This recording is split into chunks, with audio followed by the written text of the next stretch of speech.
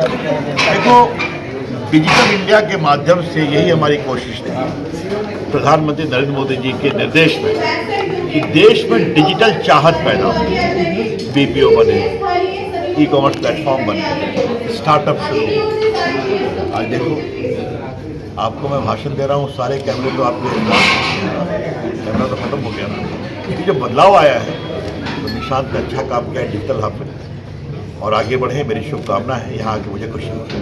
धन्यवाद। Foundation day celebration है आज हमारा, तो हमने सोचा कि कुछ एक इनोवेटिव आइडिया लेके मैं बिहार आया था। मैं बिहार से बिलोंग करता हूँ, पर मेरा एजुकेशन भी बिहार में नहीं हुआ। आफ्टर 10th मैं बाहर ही रहा हूँ। सो जो थॉट को लेके मैं आया था कि जब तक लोग बातें करते हैं, मैं जहाँ तक न्यूज़ में देखता हूँ, पॉलिटिशियंस को देखता हूँ, दे आर द सेइंग कि पलायन को रोको, पलायन को रोको। बट पलायन तब रुकेगा ना जब यहाँ के इंटेलिजेंस को आप यहाँ पे रोकोगे। यहाँ के इंटेलिजेंस जाके बेंगलोर में कंपनी डालेंगे, दिल्ली में कंपनी डालेंगे, मुंबई में कंपनी डालेंगे, तो फिर लोग तो पलायन करेंगे ही ना। तो इंटेलिजेंस पहले यहाँ आएंगे, वो प्लेटफॉर्म बनाएंगे, इंटरप्रेन्योर यहाँ रहेंगे, तब तो जाके होगा। या I am agree with the point कि बिहार से कंपनी को रन करना बहुत मुश्किल काम है, बिकॉज थोड़ा सा ट्रस्ट इशू होता है जब हम मुंबई के क्लाइंट को डील करते हैं एंड सिटिंग इन बिहार कि भाई बिहार से हमारी कंपनी बिलोंग करती है, और मुंबई को क्लाइंट को डील करते हैं, तो थोड़ा सा परेशानियाँ होती हैं। बट वो इनिशियल स्टेज में होता है। आज मैं 4 साल में बहुत मेहनत किया हूँ, बहुत स्ट्रगल किया हूँ, लेकिन हाउएवर हमारी कंपनी चल रही है and we are growing year by year. So definitely Bihar में मैं चाहूँगा कि जो भी इंटरप्रेन्योर हैं वो यहाँ पे आके सेटअप डालें, और ये जो मुद्दा है पलायन को रोकने का, तो सेटअप डालने से ही रुकेगा। बस this is the thing that I want to say कि इस लड़का को पढ़ाइएगा मत। पढ़ना जो है सब बड़ा भारी काम है। ये बीमार रहता है तो बीमारी से अच्छा नहीं होगा तो बड़ा झंझट में आप पड़िएगा, बोल दिए। उसके बाद घर गए, तिवारी जी भी घर गए, हम भी घर गए, हमारे पिताजी भी थोड़ा देर से आए, सब अपना काम धाम निपटा के। तो हम पिताजी से कहे कि हम मरेंगे चाहे जिएंगे लेकिन पढ़ेंगे जरूर। और हमारा नाम किसी स्कूल में लिखवा दीजिए। तो वह कहाँ पढ़ोगे?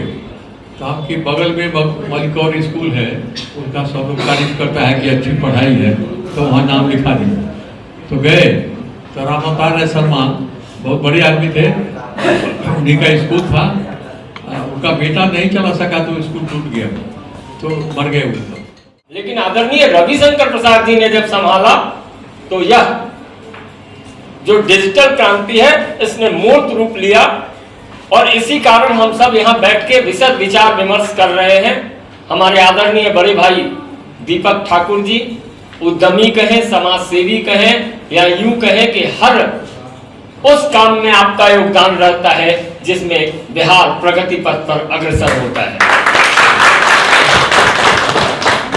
मित्रों, हम प्रणाम करते हैं निशांत जी के उस प्रयास का, जिस प्रयास ने आज मूर्त रूप लिया है। 4 सालों से चल रही आपकी अनथक यात्रा ने बिहार के नौजवानों को रोजी और रोजगार दिया है। एक बात जान लीजिए, जो प्रतिदिन आप राजनीति के बाजार में देखते हैं कि बिहार में नौकरी नहीं है, नौकरी नहीं है, मित्रों आप जब बिहार के कोने कोने में जाएंगे तो मेरा मानना है नौकरी है, नौकरी है, नौकरी है, क्योंकि हर घर में नौकरी है। जब देखेंगे लड़कियां सिपाही बन के गाँव में रह रही है, बच्चे शिक्षक बन के गाँव में रह रहे हैं, तो आपको लगेगा कि ये है कहाँ के, ये ब्रिटेन से तो आए नहीं है, ये है बिहार के। केवल हम कहते नहीं है, हम करते हैं। हम आदरणीय मोदी जी के प्रवर्तक हैं, इसलिए हम कहते नहीं है, काम में भरोसा करते हैं। जैसे रविशंकर प्रसाद जी ने काम करके दिखाया, इनके मुंह से कभी नहीं सुनिएगा कि मैंने ये कर दिया, मैंने वो कर दिया। देश के चाहे डाक की व्यवस्था हो, चाहे सूचना प्रसारण मंत्रालय का कार्यकाल हो, हर समय कोई ना कोई क्रांति आई है। मुझे याद है डीडी न्यूज देखने में ब्लैक एंड व्हाइट चलता था, यदि आपका कलर टीवी है तो ब्लैक एंड व्हाइट चलता था। लेकिन जब रविशंकर प्रसाद जी मंत्री हुए तो फिर डीडी न्यूज का भी सब कुछ बदला बदला सा नजर आया। तो हम इस डिजिटल क्रांति के प्रणेता के समक्ष हम सूर्य को दीपक दिखाना नहीं चाहते हैं। हम अपनी बातों से आपका समय जाया नहीं करना चाहते हैं।